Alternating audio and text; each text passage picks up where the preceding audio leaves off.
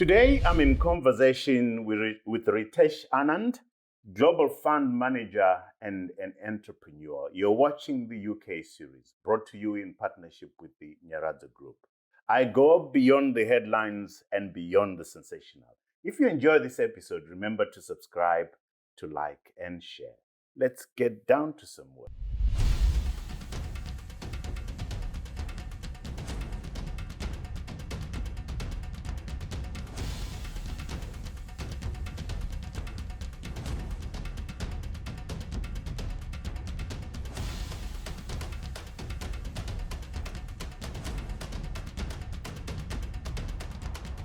Greetings. Welcome to In Conversation with Trevor UK series brought to you by the Nyaradzo Group. I go beyond the headlines and beyond the sensational. If you enjoy this series, remember to subscribe, to like, and to share.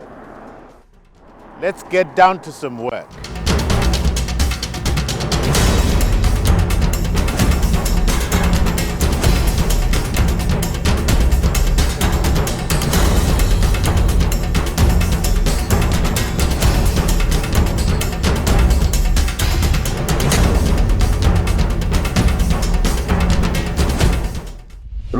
Ritesh Anand, my good friend.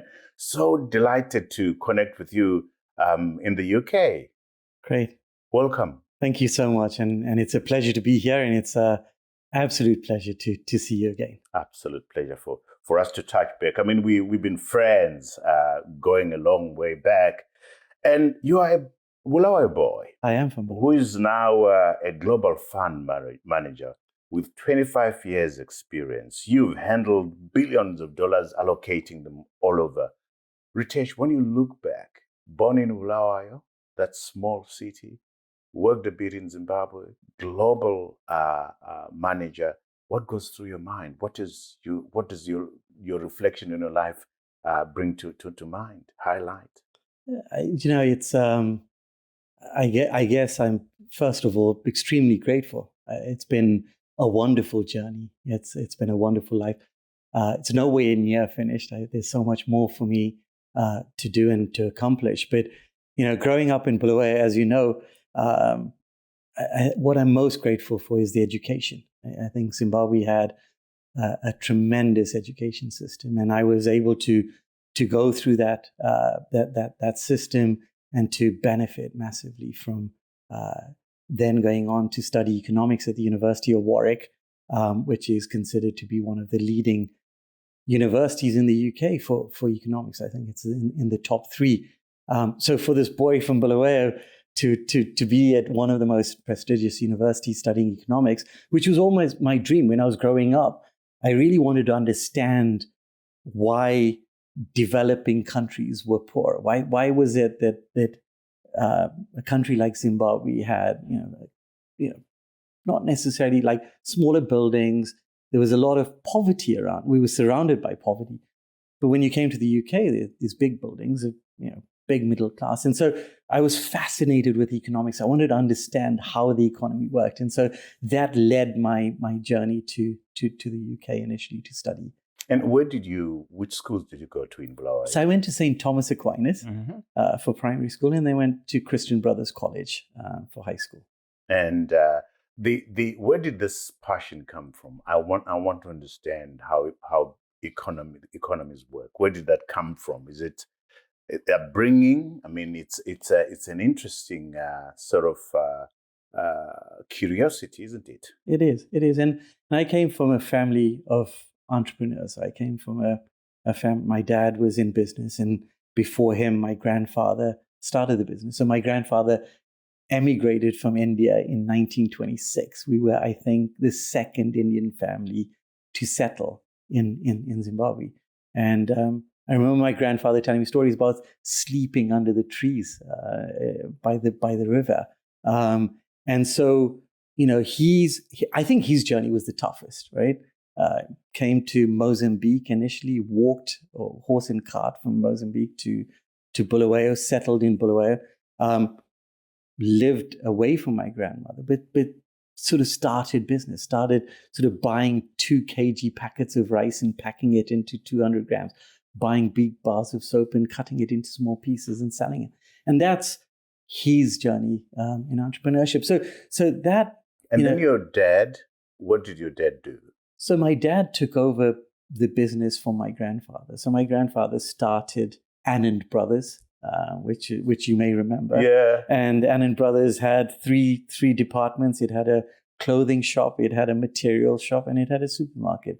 And my grandfather. So when we grew up, when you really wanted to dress up, you went to the Anand Brothers to buy the latest ties, the shoes, that's what your dad did, isn't it? Correct. And from a young age, because our parents didn't, we would sleep under the shop counter. I remember as a child sleeping because our parents couldn't leave us at home. So and I think by the age of 10, I was counting money. My grandfather would make us sit in the office, and my brother and my sister would sit there. We'd be counting money. So that was that sort of interest in business was early on. But actually, my interest in economics didn't come from there. It came when I was doing my O-levels, and I studied commerce, and I started to take an interest in how businesses were run, but also how economies should function, and how do you keep inflation low? How do you keep interest rates low? How do you create sustainable economic growth? And so for me, the dynamics and the interplay between fiscal policy, monetary policy was just interesting, really interesting.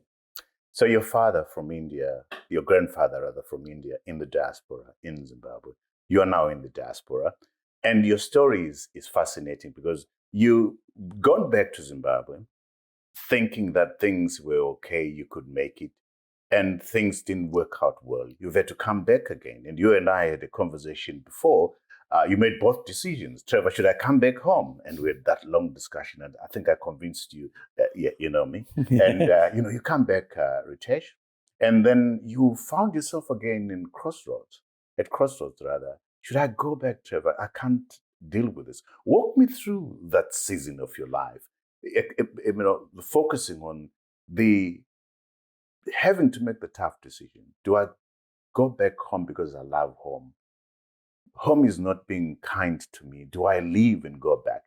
Talk to me. Take us to that space. Yeah. So taking a step back, I, that decision in 2010, I was working at the Wellcome Trust, one of the largest endowments in the world. I was a head of Africa and the Middle East. This is a $45 billion endowment, so the second largest endowment in the world. And I had everything going for me. So there was no reason for me to come back to Zimbabwe except my love for the country. And I remember you saying, I need to convince my wife that we should do this. That's correct. That took another 2 years, right? So she didn't come for 2 years. But that, and so I was agonizing over this decision. Do I leave the Wellcome Trust and come back to Zimbabwe? And the real reason was I had spent 8 years at Wellcome. I had developed knowledge of what institutional investors look for. So what are the conditions? What are the factors that an investor would look for? A foreign investor, if they were investing in an emerging market or a frontier market like Zimbabwe. And so I understood that language. I understood my country, or at least I thought I understood my country. But the country I had left, or at least the country that I had got to, was not the same country I'd left. And I think that was the big misjudgment on my part. But we had the conversation on the airplane. You convinced me to come. I thought it was the right decision. It was, it was an amazing journey. I was in Zimbabwe for 6 years. I set up Invictus Capital. So a bit like my grandfather did 50 years ago, I had the opportunity to set up my own business. I bought a stockbroking firm called Prime Stockbrokers, and we rebranded it Invictus. I bought that for $1. It had $250,000 of liabilities, hadn't paid salaries for like 8 months. We transformed that business and grew it from like the 15th broker in the market to like the top 3. So that was a fascinating journey. I worked on the rights issue for Bindura Nickel to restart 20 million? Yeah, 20 million for restarting the smelter at Bindura. We raised money for Rio Zimbabwe. I was a new kid on the block. We were making waves. I wrote a column in your newspaper, the Zimbabwe Independent. which, my idol was Eric Bloch. And so to have the opportunity to write that column was a tremendous honor. And I loved it. I mean, it was every Wednesday I would dedicate my entire day to preparing to write that article. And then ultimately I got appointed to the board of the RBZ. And I mean, having spent just 5 years in Zimbabwe to be appointed to this very significant position was a great honor. And I was chairman of the investment committee at Zamco. We bought a lot of bad loans, non-performing loans from the banks, helped restructure those companies. As you can remember, at that time, inflation was starting to creep, but interest rates were 25%. No corporate in the world can pay 25% interest in US dollars. So we issued a long-term bond, at least the central bank did, and we kind of restructured those. So it was an amazing journey, and I loved it. I loved every bit of it. But it became challenging. It became very, very challenging. And they introduced the bond note. So just as I was leaving, they introduced the bond note. And when you say it became challenging just before they introduced the bond note, unpack that for us. What does that mean in terms of your day-to-day life, your encounters in the business world? What does that mean? So capital markets rely on stable macroeconomic conditions, stable political conditions, and the ability to attract foreign direct investment. My business relies heavily on that.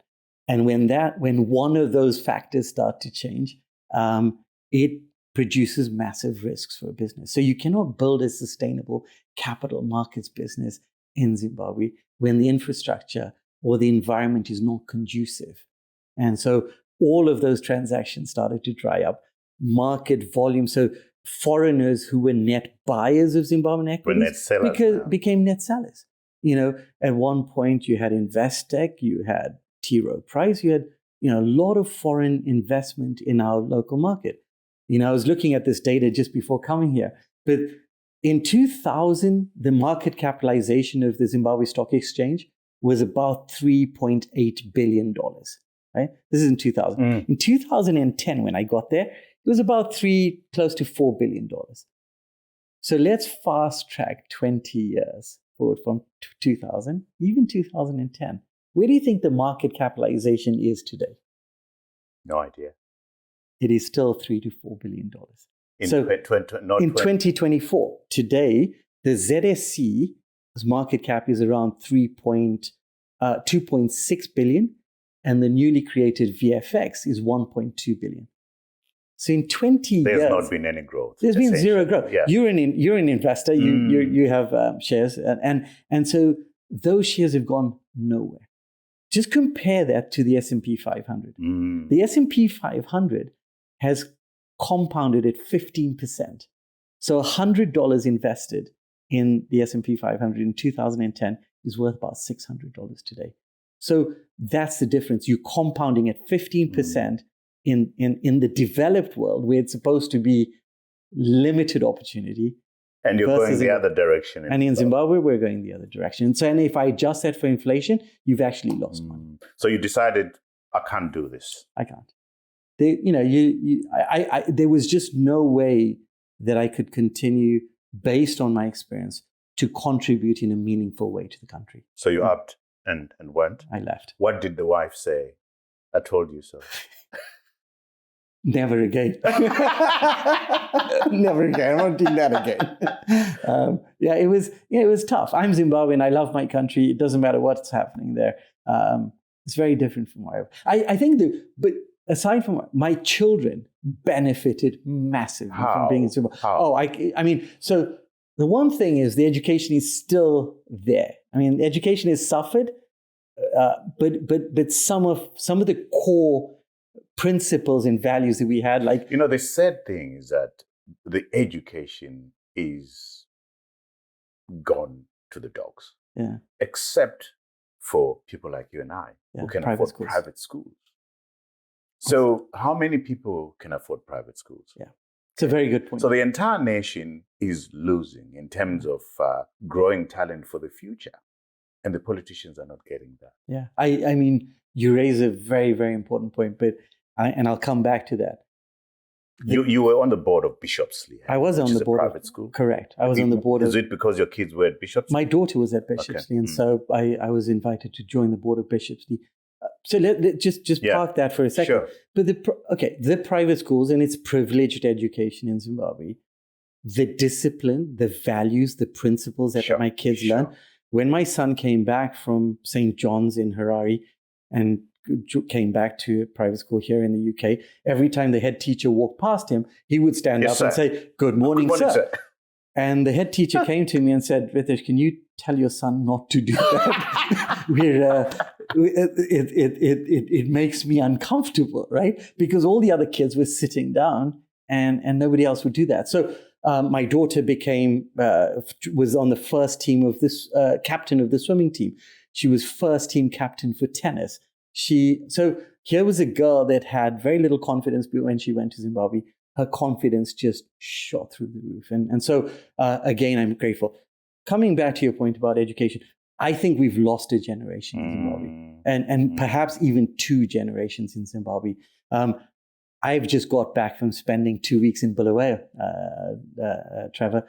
I went back to see my parents. I'm going to stop you there, but because I love that. You've just back from seeing your parents in Bulawayo. You were there 2 weeks ago. 2 weeks. I was there. I just got back this week. Well, when we come back, I want us to go there. So viewers at home, don't go away. Join us on the other side. When we first adopted the US dollar, and nobody, no country in the history of giving up their local currency that has adopted the US dollar has ever gone back to using their local currency.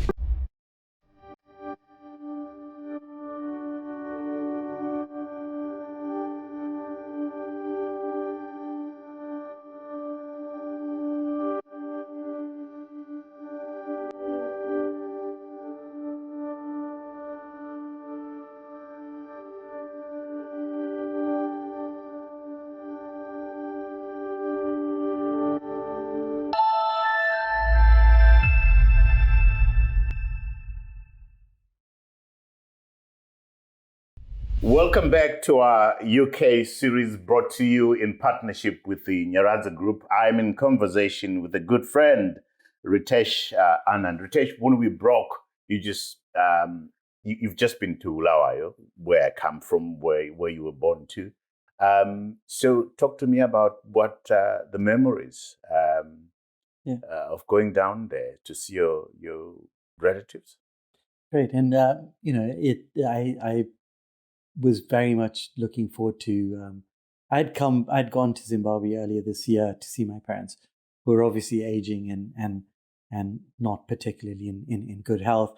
And my mom said, "Please bring the children. I want to see the children, the grandchildren." And so my daughter's off to university in October, and there was a short window that we could have gone, and we spent 2 amazing weeks in Bulawayo.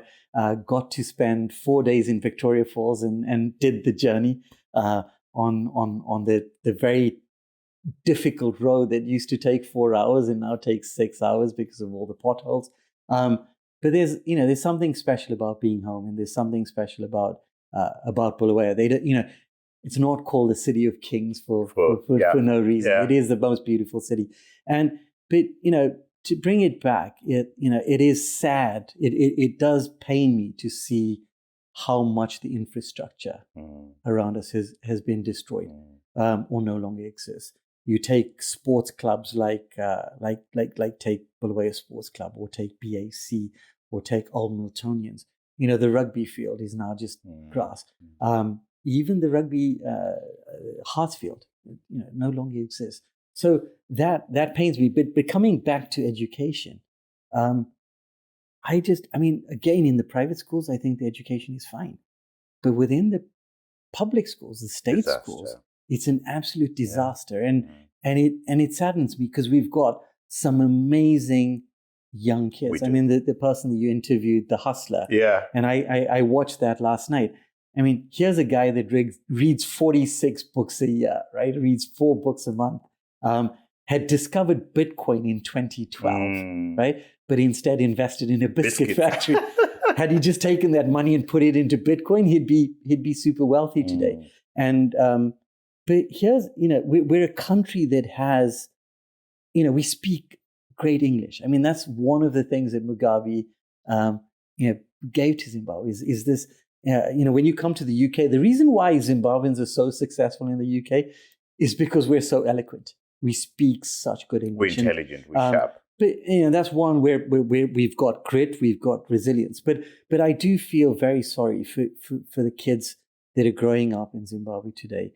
And I guess it's one of the things that I would like to focus on. Can I bring books back to Zimbabwe? What can we do? I was just about to ask you. We've just been to Bulawayo, the Bulawayo series, where we had a town hall with Mayor David Coulthard. And David Coulthard is an amazing mayor for Bulawayo, and is extending a hand to the diaspora and anybody that can help. Would you be prepared to roll your sleeves and be of help? Absolutely. I was hoping to meet David Coulthard when I was there this time. I think he's doing an amazing job. I mean, for Bulawayo, there's none of the air and graces. Like he doesn't even wear the robe. He's in his shirt and he's rolling up his sleeves. He's going and cleaning. He's the mayor that Bulawayo needs now. He is, absolutely. Let's fast forward. So you're in the diaspora. How is it like? Do you miss home? Do you come across hurdles? Do you get moments in this successful space that you are, where you say, "I wish I was home"?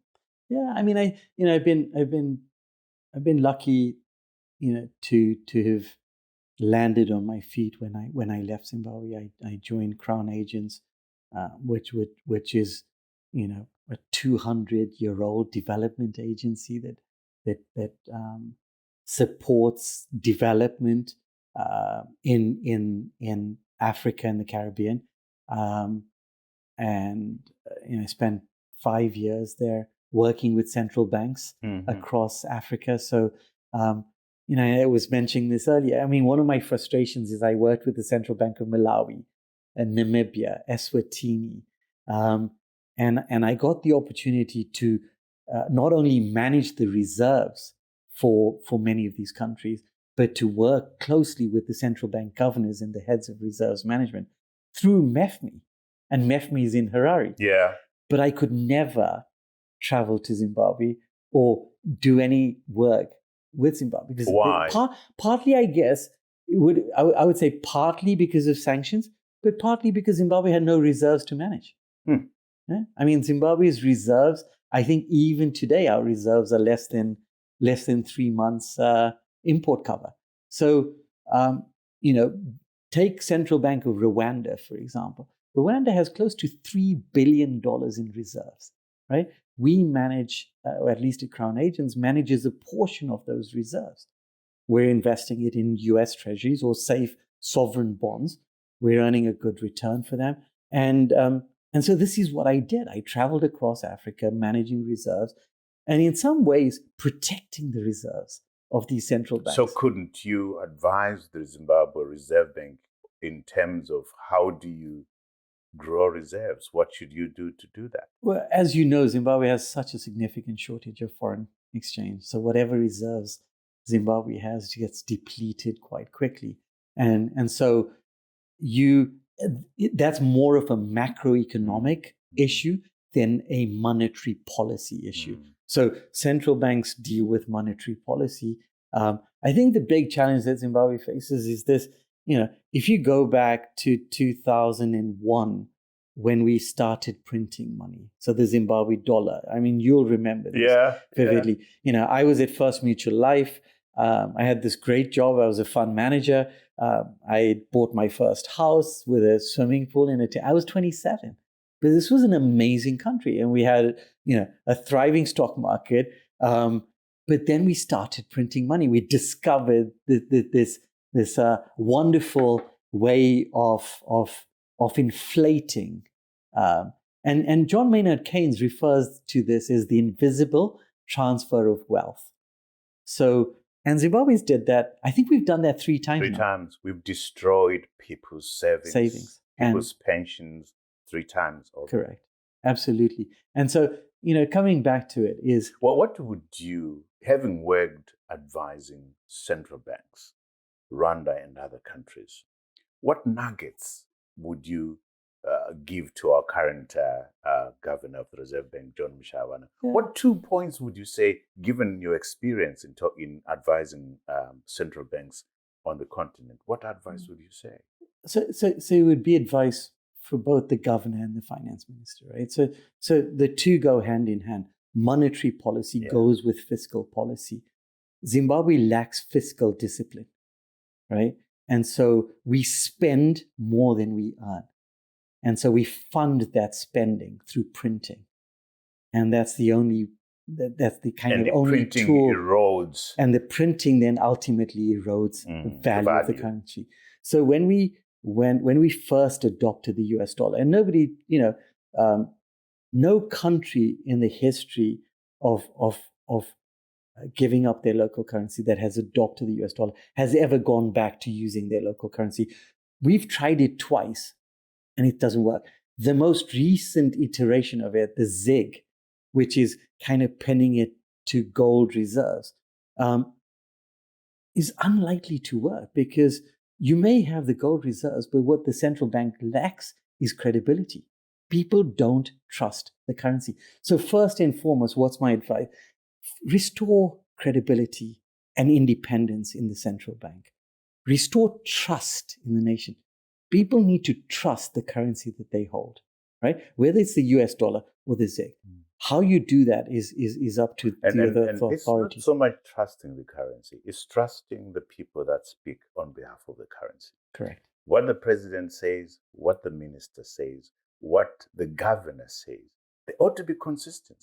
Correct. And trust is earned over time. It just you can't command trust, isn't it? You Correct. can't police trust.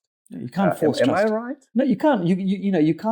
You can't force or enforce trust. People have to, and it goes back to linking it to fiscal policy. Let's restore confidence. We have an amazing country, we have amazing resources. You take our mineral resources, we've got some of the largest reserves of lithium, gold, platinum. We've got tremendous agriculture. I think the other thing that's saddened me is just driving from Bulawayo to Victoria Falls and seeing all these derelict farms, right? This is money that we've literally burnt. So I think it's a combination. And when Zimbabwe says we are open for business, what does it actually mean? If I, as a Zimbabwean, couldn't make it in Zimbabwe, how is a foreigner going to make it in Zimbabwe? And so what are we doing to restore confidence, investor confidence? Because Zimbabwe needs significant foreign direct investment. So we need to create a conducive environment. We've got inflation under control. That's a powerful point you're making there. If Ritesh Anand, a Zimbabwean, had to up and go, how on earth are you going to attract a foreigner who's got nothing to lose by not going to Zimbabwe? That's a powerful point, Ritesh. Yeah. So you only attract foreigners that have nothing to lose and are, what I would call tourist investors. Yeah. And so or people that think that Zimbabwe is a safe place to invest and then discover that perhaps it's not as safe as they think. Well, what goes through your mind when you look at the state of the country? You've just come back now, and you are giving this advice, which is absolutely solid advice. Your kids are going to grow up in this place. Your wife is British. What goes through your heart, through your mind? I'd always wanted. I think deep down, my interest has always been in the people of Zimbabwe. When we get to our age, it's not about what we can take, but it's about what we can give. And for me, it's the people of Zimbabwe have suffered for a very long time. People in Bulawayo more than people in Harare. I spent a day in Harare. There's a petrol station, there's a filling station on every corner. There's the roads are better. And there's a buzz about it. But you go to Bulawayo and it's depressed. The industrial hub and Bulawayo sits strategically within the region. Bulawayo could become a logistical hub for Southern Africa. And it was. So what you asked me that question, what is my reflection? There is enough for everyone, right? And we need to deal with corruption, first and foremost, that is become endemic across society. We need to restore confidence. We need to be genuine about being open for business. We need to be serious. What does it mean to be open for business? What are the macroeconomic conditions? What do we do to make investors feel welcome? Look at Rwanda. Look at what Rwanda has done. And so there are lessons that we can learn from other African countries, but more so, Zimbabwe has its own history and its own story to tell. And I think the next 50 years will be very interesting, for Zimbabwe. And I don't have all the answers. I don't have the solutions. I'm not going to pretend to say that I have. But there are some fundamental things that government and people can do to make Zimbabwe a better place. Capital markets in Zim? They don't exist. They don't exist. Sadly, and capital markets don't exist. What's the impact of that on the economy? So it's it's a really interesting question. So no country. So I talked about the US, right? You take a company like Nvidia, produces more revenue in a day. 3 trillion valuation. 3 trillion valuation, right? I mean, that's unfathomable. The entire continent's GDP is about $1 trillion. So one company is 3 times the size of the GDP of the entire continent.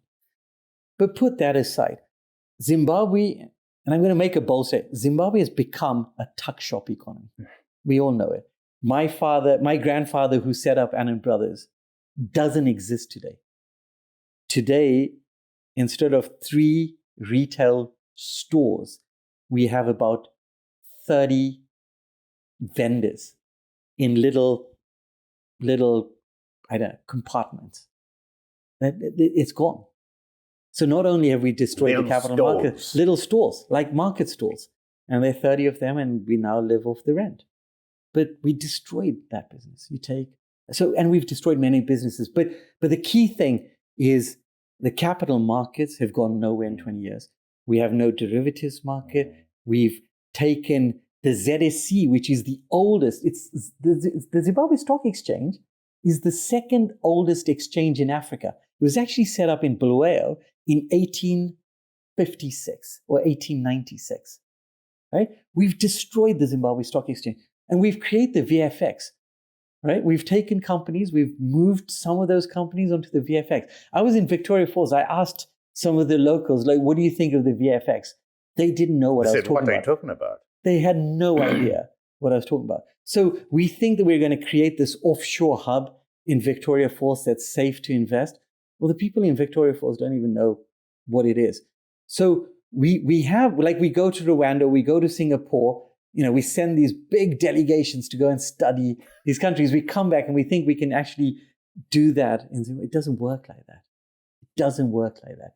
And so if Zimbabwe is serious about developing, we've got to develop the capital markets. We've got to start reversing the informalization of Zimbabwe. Zimbabwe has gone from let's say we were 60% formal and 40% informal, right? You probably remember shopping at Anand Brothers, but you probably also remember, if you really wanted a nice shopping experience, you'd go to Meikle's, right? Meikle's doesn't exist anymore. Haddon and Sly. Yeah. Doesn't exist anymore. Instead, Haddon and Sly is also market stalls, right?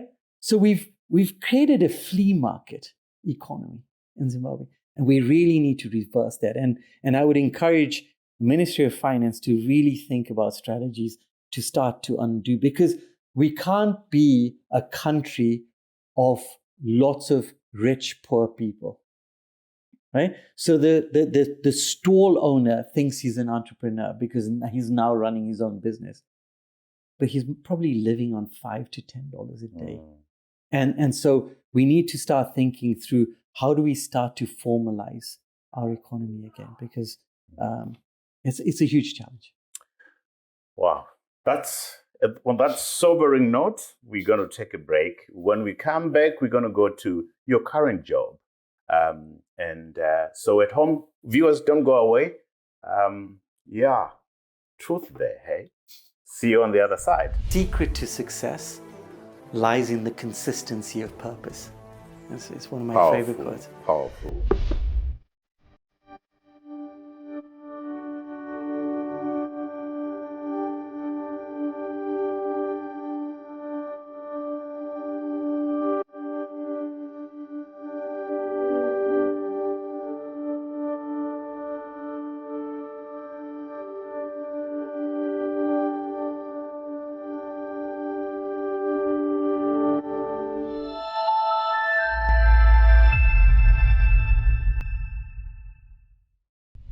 Welcome back. You are watching the UK series brought to you in partnership with the Nyaradzo Group. I'm in conversation with my good friend Ritesh Anand. Ritesh, that was a sobering download that you gave there. Thoughtful, goes to the heart of the matter. But let's leave that for the side because that's a bit depressing. You are currently the Senior Director and Head of Clients for Middle East and Africa at Cambridge Associates. This boy from Bulawayo is working for an organization with 1,500 employees with 600 billion in assets under management. What does your job entail? Having left Crown Agents, which I spent 5 years at Crown Agents, I had the opportunity to join Cambridge Associates. In Cambridge was established 50 years ago, in 1973. Their very first client was Harvard University. So Jim Bailey and Hunter Lewis graduated from Harvard. And in the 70s, there were only two asset classes, equities and bonds. And so investors would kind of decide how much they wanted in equities and how much they wanted in bonds. But Cambridge Associates and Jim Bailey and Hunter Lewis developed what is now known as the endowment model. And the endowment model is and I'll come back to how it relates to Zimbabwe and the sovereign wealth fund. But so how do you build a diversified portfolio? By investing in private equity. So they started investing in private equity and then venture capital and growth equity. Then they started investing in hedge funds, timber. So Cambridge today is well known globally as one of the leading advisors and managers of alternatives in the world. We manage around $220 billion just in private equity. Wow. And we were early investors in eBay, well before it went IPO. Google, Apple, Meta, a lot, and so a lot of these companies, Cambridge Associates would have invested very, very early on. We have 11 offices around the world. We're soon to set up our 12th office in Dubai.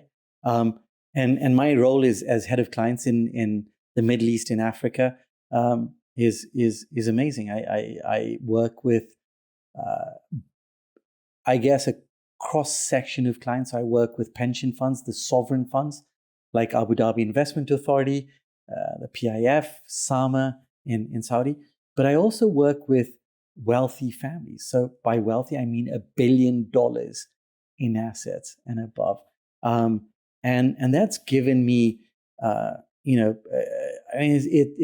it's hard to describe and to put into words what an opportunity it is to see what the Middle East, like particularly in the Middle East, to see, they have the benefit of $78 oil, and there are more millionaires being created in Saudi Arabia today than anywhere else in the world.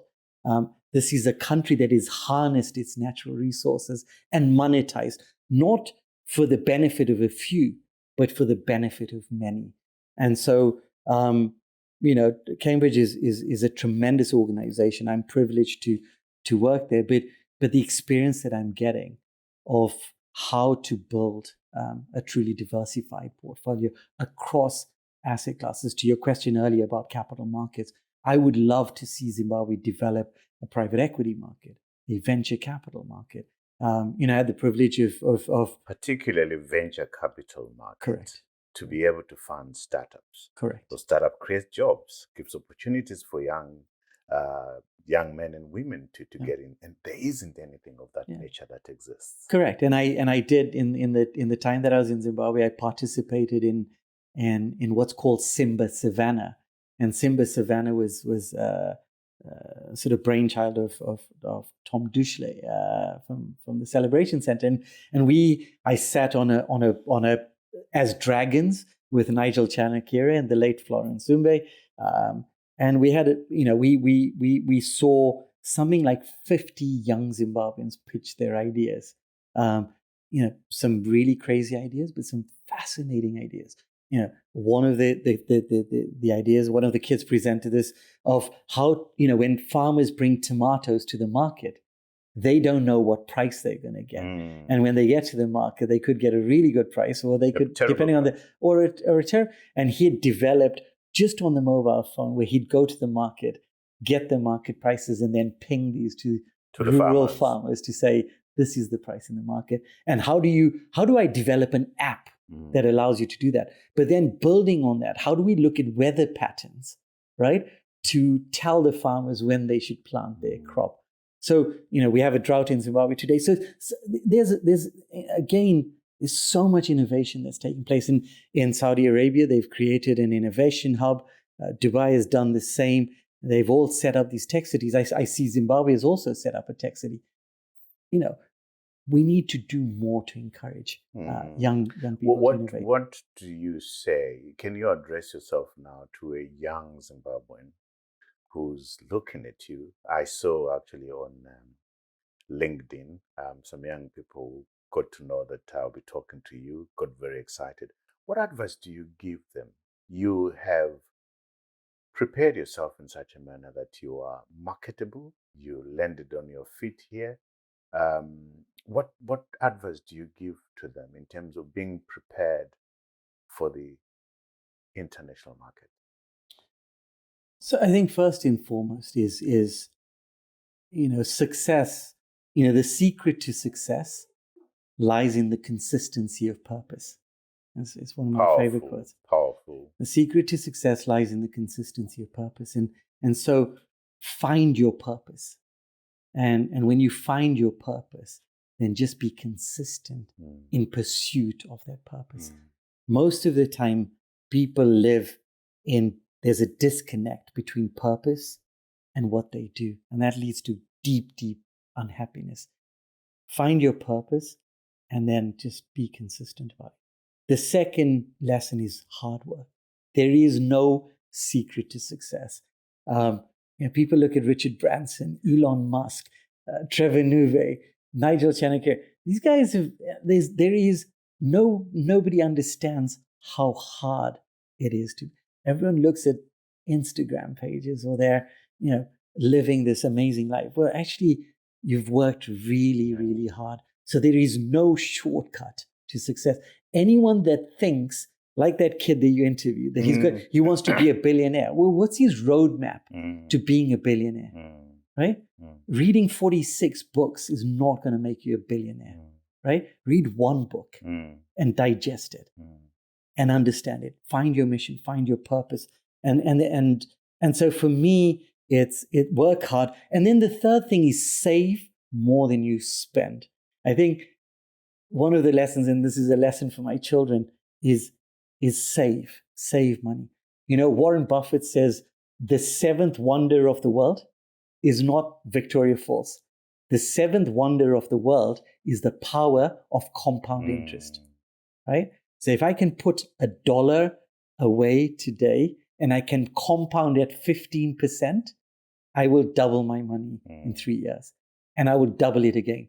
And so, I would say to young people, look at Bill Gates.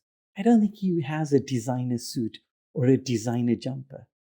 Warren Buffett still lives in the same house he did 50 years ago. In Omaha. Yeah, in Omaha. I had the privilege of meeting him twice. And so, learn to save. For young people, learn to save. Save more than you spend.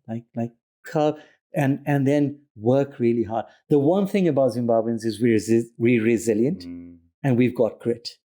And we don't take no for an answer. Don't take no. I was turned down so many times. My first place at Warwick University, I was rejected, right? I fought to get a place.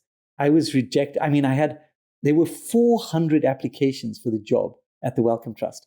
I came from Zimbabwe. I had zero global market experience. I was competing with 400 people for one position. I had 17 interviews, psychometric tests, but I was determined to get this job. So having that almost ruthless desire to succeed, I think is absolutely critical. And then read. You can learn so much by reading. Fantastic. What has technology done to your industry? I mean, looking back when you started with First Mutual, in Zimbabwe, to where you are right now, I recall when I started, journalism, we were using typewriters and telex and all that kind of stuff. We're using a physical library to do research. Things have changed quite significantly. In a nutshell, what has been your experience with technology in your industry?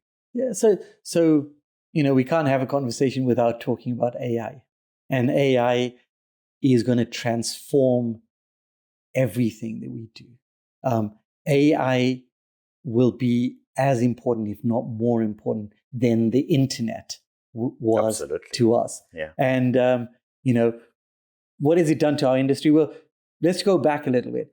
You and I learned everything from encyclopedias, right? So when I went to Bulawayo, we still have all our encyclopedias. We also had all those books, Tell Me Why, right? And you could open it and it would tell you. And the Oxford Dictionary. And the Oxford Dictionary. I think we had 2 or 3 of those. But so we've gone from books to then the internet, to Google. To AI. Right? And now to AI. To your question, when I joined First Mutual, I worked from 7 o'clock in the morning to 11 o'clock at night, building spreadsheets to analyze revenue forecasts, operating margins, and to determine what stocks I wanted to have in my portfolio. I would have to buy your newspaper to figure out what Econet's revenue was going to be, or what were some of the strategic initiatives. Today, I can build a model, an AI model, to scour the entire universe, right, for market information, right, aggregate it, summarize it, and then make a recommendation. And I can do that at a click of a button. So AI, we're only at the very beginning of, people didn't think that AI, that the internet, people would use the internet. Do you remember we used Blackberries? Yes. Right? And when the iPhone came out, we weren't even sure. I was reluctant to give up my BlackBerry because I was like, I need a keypad to type. Look today, you can bank on your phone. You can search anything on your phone. You can book a restaurant, book a hotel, flights. book a restaurant. So again, AI is the next iteration of that. And you and I might not live to see the full impact of AI, but AI is transformative. It gives Zimbabwe the opportunity, in the way that mobile phones got, leapfrogged landline phones. Again, AI has this opportunity to really transform, and it means a lot for all of Africa. But it also poses a huge challenge because some of those menial jobs, some of those like low-level jobs, low-level tasks are going to be automated. And so you have 1 billion people in Africa. 50% of Africa's population is under the age of 20.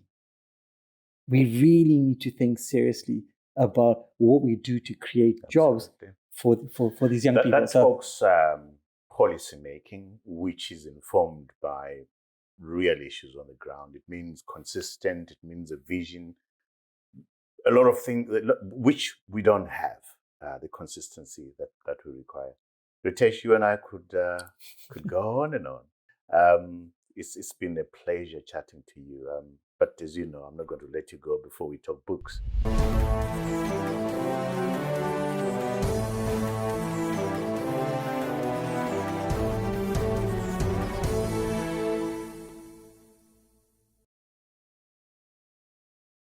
Our viewers out there absolutely love books.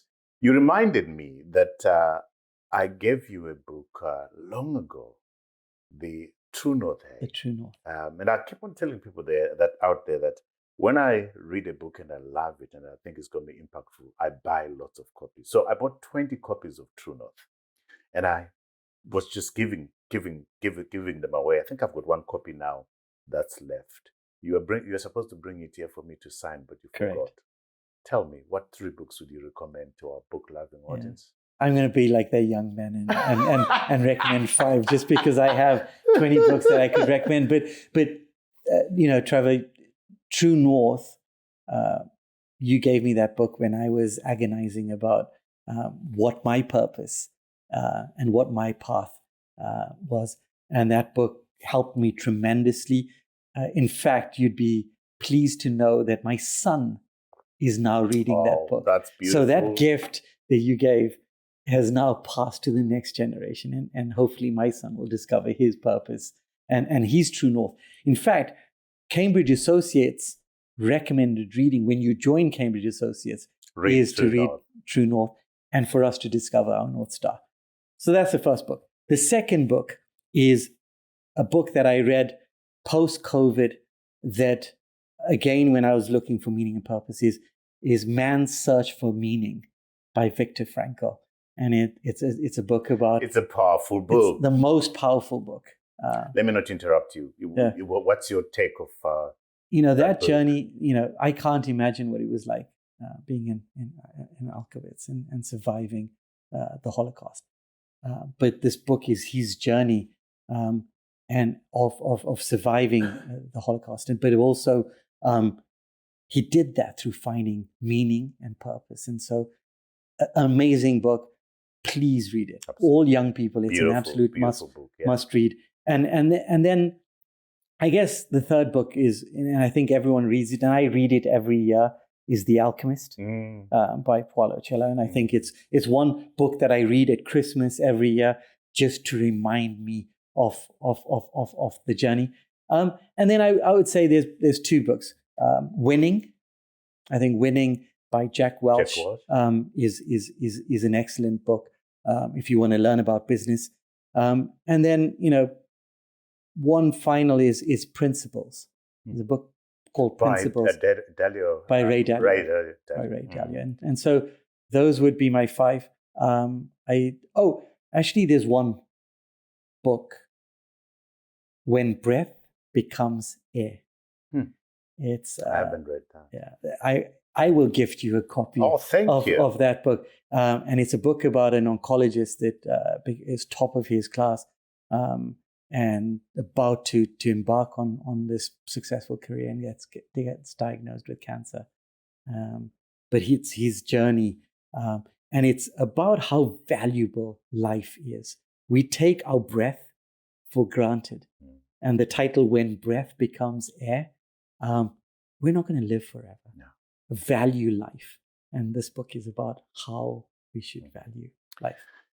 Thank you, Ritesh. There's a strand that runs through the 5 books you've recommended, and that is the importance of knowing yourself, the importance of finding your purpose, which for me, I always say to young people, that's the most important thing you can ever do, to know yourself, to find your purpose, to spend time with yourself so that you know yourself. When you encounter the world, you are very clear as to what you take and you don't take from the world. That's absolutely correct. And if you don't find purpose, you will have a miserable life. Ritesh, this has been beautiful. Thank you so much for creating the time. You're a busy man. Thank you so much. Love this. Allow me, remain sitting there. I'm going to turn over to our viewers who are all over the world to say thank you so much for your support. We are a weekly show. We are out on Monday on YouTube, 7 a.m. Central African time. To ensure that you don't miss out on any of these quality conversations like the one I've just had with my good friend Ritesh here, please remember to subscribe, to like and share. When and if you subscribe, you'll get an alert to remind you there's a new episode that's running. Click below this video. Please contribute to the conversation. What do you think about what we've just discussed right now? Do you agree? Don't you agree? What's your view about what we've just said. We've created a website where all our content sits. Go there for podcasts and binge as much as you want. We appreciate your support. Until next time, cheers to you all.